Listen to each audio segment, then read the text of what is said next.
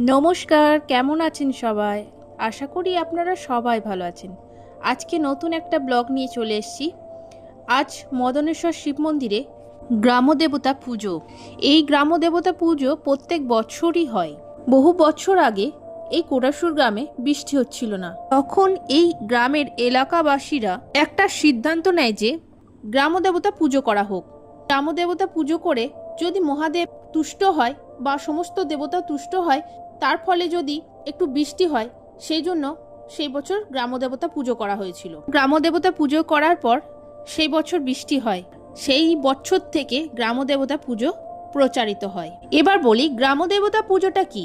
গ্রামদেবতা পুজোটা হচ্ছে এই কোটাসুর এলাকায় গ্রামের আশেপাশে যে সমস্ত দেবদেবীরা আছে সেই সমস্ত দেবদেবীকে পুজো করা হয়। আর এটা হয় প্রত্যেক বছর শ্রাবণ মাসে।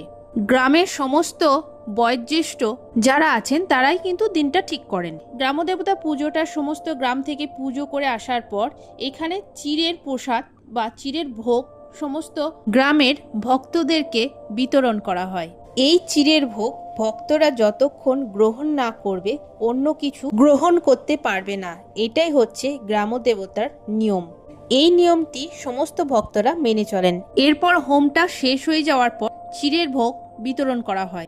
আর রাত্রে হয় খিচুড়ির ভোগ ভৈরবনাথের এই খিচুড়ি ভোগটা সমস্ত দূর দূরান্ত থেকে সমস্ত ভক্তরা এখানে প্রসাদ গ্রহণ করতে আসে।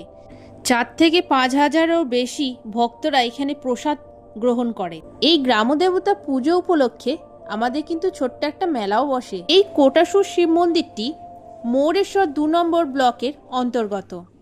আমার এই ভিডিওটি কেমন লেগেছে অবশ্যই জানাবেন। যদি ভালো লেগে থাকে একটা শেয়ার দিয়ে যাবেন। তো আজকের মতো এই পর্যন্ত, টাটা।